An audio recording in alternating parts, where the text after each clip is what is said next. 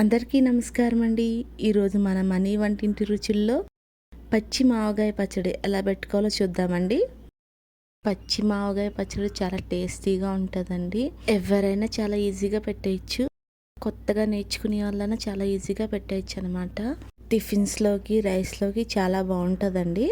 ముందుగా మామిడికాయలను శుభ్రంగా వాష్ చేసి పొడి క్లాత్తో తుడిసి చెక్కుకోవాలండి. మామిడికాయలు చెక్కుకొని సన్నంగా కట్ చేసుకొని ఎండలో పెట్టుకోవాలి. ఒక్కరోజు ఎండలో పెట్టుకుంటే సరిపోద్ది. మార్నింగ్ ఎండలో పెట్టుకుని ఈవినింగ్ కల్లా పచ్చడి పెట్టేసుకోవచ్చు. మామిడికాయ ముక్కలు కొంచెం పెద్దగా కట్ చేసినా పర్లేదు. లాస్ట్లో ఒకసారి మిక్సీ పడతాం మనం. ఇప్పుడు స్టవ్ మీద ఒక ప్యాన్ పెట్టుకుని ప్యాన్ హీట్ అయినాక ఒక టీ గ్లాస్ మెంతులు వేసుకుని దోరగా వేయించుకోవాలండి. మనం టీ తాగే గ్లాస్ ఉంటుంది కదండి, ఆ గ్లాస్తో ఒక టీ గ్లాస్ మెంతులు తీసుకున్నాను. అంటే నాకు పెద్ద గ్లాస్తో 4 గ్లాసుల మామిడికాయ ముక్కలు వచ్చినాయి. ఆ 4 గ్లాసుల మామిడికాయ ముక్కలకి ఒక టీ గ్లాస్ మెంతులు, పెద్ద గ్లాస్తో కొలుచుకుంటే ఒక పావు గ్లాస్ మెంతులు తీసుకున్నాను. మెంతులు దూరగా వేయించుకోవాలి, మంచి స్మెల్ వచ్చే వరకు. మెంతులు ఎక్కువ వేగితే చేదుగా ఉంటుంది, అదే తక్కువ వేగితే జిగురుగా ఉంటుంది. సో కొంచెం కలర్ మారే వరకు వేయించుకుంటే సరిపోద్ది. ఇప్పుడు వేగిన మెంతుల్ని ఒక ప్లేట్లోకి తీసుకోవాలి. ఇప్పుడు అదే ప్యాన్లో ఒక టీ గ్లాస్ ఆవాలు వేసుకోవాలి. నేను ఇక్కడ మెంతులు ఆవాలు సమానంగా తీసుకున్నానండి. మెంతులు ఎలాగ టీ గ్లాస్తో గ్లాస్ తీసుకున్నాను, అలాగే ఆవాలు కూడా తీసుకున్నాను. ఆవాలు కూడా చిత్తపట్లాడే వరకు బాగా ఫ్రై చేసుకోవాలి. మనకి 2-3 నిమిషాలకి ఆవాలు చిట్టపట్లాడుతాయి. ఇప్పుడు ఆవాలు బాగా వేగిపోయానండి. ఇప్పుడు ఆవాలు కూడా ఒక ప్లేట్లోకి తీసుకోవాలి. ఇప్పుడు అదే ప్యాన్లో 2 స్పూన్ల జీలకర్ర వేసుకుని ఫ్రై చేసుకోవాలండి. జీలకర్ర కూడా బాగా ఫ్రై అయినాక ఒక ప్లేట్లోకి తీసుకుని పక్కన పెట్టుకోవాలి. ఇప్పుడు మెంతులు, జీలకర్ర, ఆవాలు ఇవన్నీ బాగా చల్లారినాక పౌడర్ చేసుకోవాలండి. కొంచెం మెత్తగా పౌడర్ చేసుకోవాలి. ఇప్పుడు మిగతా ప్రాసెస్లోకి వెళ్దాం. మామిడికాయ ముక్కలు చూసారండి, ఈవినింగ్ కల్లా ఎలా డ్రై అయిపోయినాయో. ఈ మాత్రం ఎండితే సరిపోతాయండి.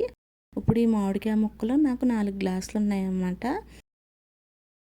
ఇప్పుడు 4 గ్లాసుల మామిడికాయలకి ఒక అర గ్లాసు సాల్ట్ వేసుకోవాలండి. రాళ్ళు ఉప్పు మిక్సీలో పట్టుకుని వేసుకున్నాను అనమాట. ఒక వెల్లుల్లి రబ్బని కచ్చాబిచ్చా ఆడుకోవాలి మిక్సీలో. ఈలోపు మనం కారం ఎంత వేసుకోవాలో చూద్దాము. ఒక గ్లాస్ కారం వేసుకోవాలి. 4 గ్లాసుల మామిడికాయ ముక్కలకి ఒక గ్లాస్ కారం వేసాను. ఇప్పుడు ఈ పౌడర్లన్నీ ఒకసారి బాగా కలుపుకోవాలి. ఎక్కడ ఏమి ఉండలు లేకుండా బాగా కలుపుకోవాలండి. ఈ మసాలా అంతా ఒకసారి బాగా కలిపినాక ఇప్పుడు మనం ముందుగా మిక్సీ పట్టుకున్న వెల్లుల్లి రెబ్బల్ని, మేము వెల్లుల్లో కొంచెం మామిడికాయ ముక్కలు వేసి ఆడామండి, అందుకే కొంచెం అలా ఉంది. ఇప్పుడు మిగతా మామిడికాయ ముక్కలు కూడా ఇలాగే కొంచెం బరగ్గా మిక్సీ పట్టేసుకొని కొద్ది కొద్దిగా వేసుకుని కలుపుకుంటూ ఉండాలండి. మనం డైరెక్ట్గా కూడా వేసేసుకోవచ్చు ఈ మామిడికాయ ముక్కల్ని. కాకపోతే టిఫిన్స్లో ఇలా డైరెక్ట్ పెద్ద ముక్కల కన్నా చిన్న చిన్న ముక్కల కింద బాగుంటుంది కదా, అందుకనే మేము మిక్సీ పట్టుకున్నాము. మిక్సీ పట్టుకుని ఒకసారి బాగా కలుపుకున్నాక ఒక గ్లాస్ ఆయిల్ పోసుకుని మళ్ళీ ఒకసారి బాగా కలుపుకోవాలి. ఈలోపు మరో గ్లాస్ ఆయిల్, నేను ఇక్కడ 2 గ్లాసుల ఆయిల్ తీసుకున్నానండి. అంటే 1/2 లీటర్ ఆయిల్ తీసుకున్నాను. ఆయిల్ కొద్దిగా వేడైనాక కొంచెం ఒక పావు స్పూన్ ఇంగువ, ఇది ఆప్షనల్ అండి, ఇష్టం ఉంటే వేసుకోవచ్చు లేకపోతే మానేయచ్చు. ఇంగు వేసుకుంటే స్మెల్ బాగుంటుంది కాబట్టి ఇంగు వేస్తున్నాను ఇక్కడ. ఒక పావు స్పూన్ ఇంగు వేసుకుని ఒకసారి కలుపుకొని స్టవ్ ఆఫ్ చేసుకోవచ్చు. ఈ ఆయిల్ని ఇప్పుడు మనం ముందుగా కలిపి పెట్టుకున్న పచ్చడిలో వేసుకొని ఒకసారి అంతా బాగా కలుపుకోవాలండి.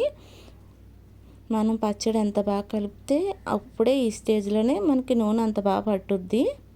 మనకి ఏమన్నా ఆయిల్ కానీ సాల్ట్ కానీ తక్కువ అనిపిస్తే 3 రోజుల తర్వాత వేసుకోవచ్చండి.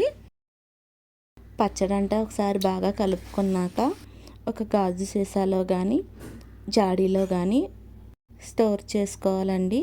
మీకు కనుక ఈ వీడియో నచ్చితే ప్లీజ్ సబ్స్క్రైబ్ చేసుకోండి, అలాగే లైక్ చేయండి. Thanks for watching.